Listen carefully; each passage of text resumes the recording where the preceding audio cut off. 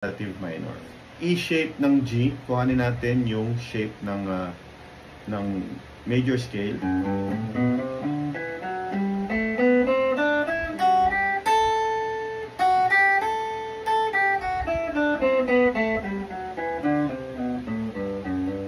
So yun yung G major scale. So sabi yung E minor, yung relative minor, same lang siya ng note. So hahanapin ngayon dito natin yung note na E. So from dito, alam naman natin, syempre, alam mo ba? Alam natin na ito ay G, A, B, C, D. Ito yung E. So ibig sabihin, pag nag-start tayo dito, ito yung ating Aeolian, E minor scale. Pwede nating memorizein yung scale na yan.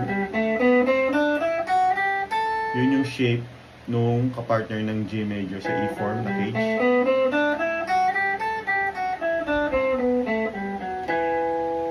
Pwede natin ituloy. So E minor scale pa rin yun. Basta ang starting at ending niya ay yung E.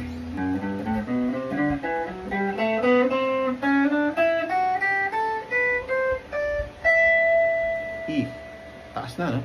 So yun yun. Yun yung first position natin sa E, sa G major scale sa E form.